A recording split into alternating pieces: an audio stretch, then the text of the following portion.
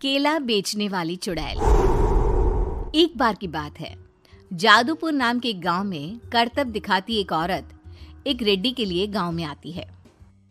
आइए आइए मेहरबान कदरदान, खाइए रोहड़ा के ताजे ताजे केले। कभी खाए नहीं होंगे ऐसे केले, पीले पीले केले खाइए। ये कहकर रोहड़ा हाथों में 4 केले लिए उन्हें सर्कल में जोर जोर से हवा में उछालती हुई करतब दिखाती है, जिसे देखकर आसपास के सारे बच्चे अपने अपने मम्मी पापा से उस औरत के पास जाने की जिद करने लग जाते हैं। पापा, ऐसा तो सर्कस में बॉल से होता है ना, ये आंटी तो केले से कर रही है। चलिए ना पापा, देखते हैं। रोहड़ा एक पतली सी तार पर चलती हुई केलों से करतब दिखाती है। आते जाते सभी लोग बाहर रुककर उसके करतब देखते हैं और वाह वाही करते नहीं थकते। जैसे ही एक आदमी पास आकर उसे पैसे देने लग जाता है, तब वो कहती है, अरे नहीं नहीं साहब, मैं करतब तो बच्चों के मन को बहलाने के लिए करती हूँ। धंधा तो मेरा केले का है। पीछे देखो मेरी रिड्डी, जो भी मेरे केले खाएगा मेरी तरह चुस्त दुरुस्त और तंदुरुस्त हो जाएगा। पता चलता है क्या कि मेरी उम्र 55 की है। अरे पर ऐसे ठंड के मौसम में कोई केला क्यों खाएगा? ये ऐसे वैसे केले नहीं है साहब, ये शरीर में गर्मी देते हैं। ठंड को दूर भगाए जो भी रोहिणा के केले खाए। पापा, अगर मुझे केले नहीं मिले तो मैं घर नहीं जाऊंगी। तभी उसके पापा कहते हैं कि बेटा, केले ठंड में कभी गर्मी नहीं देते। ये सब कहने की बातें हैं, सामान बेचने का तरीका है इनका। पर पिंकी नहीं मानती। मैं केले खाऊंगी। पिंकी की जिद के आगे नत्थू हार जाता है और उसे केले खरीद कर दे देता है। पिंकी खुश होकर केले घर ले आकर खाती है। अब मैं भी करतब करूंगी, कितना मजा आएगा। जादुई केले। पिंकी पहला केला खत्म भी नहीं करती कि वो बेहोश हो जाती है। दूसरे केले से एक काला धुआं आता है और रोहड़ा चुड़ैल बनकर बाहर निकल आती है। मेरे भूतिया केले बच्चे न खाए, ऐसा हो ही नहीं सकता। जादूपुर वालों, कब तक बचोगे? आ गई हूं मैं रोहड़ा, जिसका कोई नहीं कर सकता सामना। रोहड़ा पिंकी को गोद में उठाकर काले धुएं में कहीं गायब हो जाती है। शाम के वक्त नत्थू घर लौटता है और पिंकी को घर में ना पाकर उसकी माँ से कहता है, माँ पिंकी कहाँ है? अरे बेटा, उसे तो तू सुबह करतब दिखाने ले गया था ना, फिर कहाँ वापस आए तुम दोनों? मुझे लगा तू उसे अपने साथ मंडी ले गया होगा। हे भगवान, मेरी बच्ची कहाँ गई? मैं उसे घर ही तो छोड़कर गया था माँ। नत्थू गांव के घर कोने में अपनी बेटी को ढूंढता है, पर उसे वो कहीं नहीं मिलती। परेशान होकर आके रो रो कर नत्थू हिम्मत हार कर घर लौट आता है। अगली सुबह रोहड़ा फिर से करतब दिखाने आती है और इस बार पिंकी की तरह रोनी केले खरीद लेता है। 50 रुपए दिए थे पापा ने, सारे पैसों की मैंने केले खरीद लिए हैं।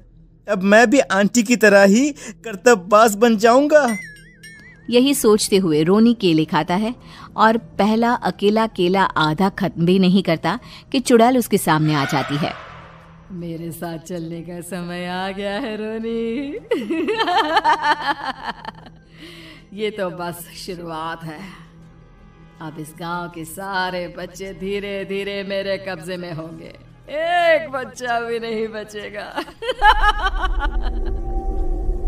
ये कहकर रोना रोनी को गोद में लेकर काले धुएं में अदृश्य हो जाती है। इसके बाद हर रोज गांव में से कोई ना कोई बच्चा गायब होता, पर ऐसा क्यों हो रहा है किसी को भी समझ में नहीं आ पा रहा था। रोज की तरह अपनी बेटी पिंकी की तलाश में नत्थू गांव के एक तालाब के पास बैठा रो रहा था। कहाँ गई मेरी पिंकी? शकुंतला के जाने के बाद एक वही तो मेरा सहारा थी। अरे उसकी आत्मा कोस रही होगी मुझे कि मैं अपनी बच्ची को संभाल भी नहीं पाया। नत्थू ये कहता हुआ रो ही रहा था कि तभी तालाब में से उसे शकुंतला की आवाज सुनाई देती है। कहाँ थी तुम शकुंतला? हमारी बच्ची और सारे गायब हुए बच्चे रोहड़ा के कब्जे में हैं। वो बच्चों को जो केले देती है उससे बच्चे बेहोश हो जाते हैं और उसके कब्जे में आ जाते हैं और वो उन्हें ले जाकर काली दुनिया में ले जाती है। पर वो ऐसा क्यों कर रही है? ये मैं नहीं जानती, पर उस दुनिया का रास्ता मैं आपको बता सकती हूँ। जहां ये नदी खत्म होती है वहां एक केले का पेड़ है, उसके नीचे एक दरवाजा है, वहीं से रास्ता जाता है उस दुनिया का। ये कहकर शकुंतला की आत्मा गायब हो जाती है।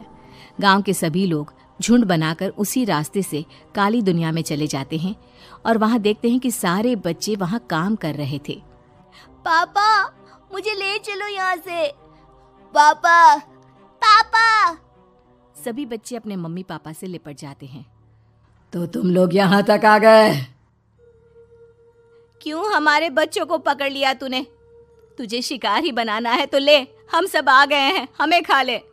नहीं, मुझे बच्चे चाहिए, मेरे बच्चे के बदले तुम लोगों के बच्चे। क्या मतलब? मैं इसी गांव में रहने वाली एक औरत थी। केले की चोरी के इल्जाम में मेरे बेटे को गांव वालों ने इतना मारा कि वो मर गया। उसी दिन मैंने ठान लिया कि गांव वालों का भी वही हाल करूंगी। कुछ दिन बाद बेटे के चले जाने के दुख में मैं भी मर गई और मेरी भटकती आत्मा एक चुड़ैल बन गई। और फिर मैंने बदला लिया तुम सबके बच्चे छीनकर। बर्दाश्त नहीं कर पाए ना, सोचो मुझ पर क्या बीती होगी। हमें माफ कर दो रोना, पता नहीं ये किसकी गलती थी पर हम सभी माफी मांगते हैं। हमारी खुशियां लौटा दो, तुम भी तो एक माँ हो। गांव वालों की बात सुनकर रोना का मन पिघल जाता है और वो बच्चों को छोड़ देती है। उसके बाद काली दुनिया बच्चों के लिए जादुई दुनिया बन जाती है। अब कोई भी कभी भी वहां आ जा सकता था।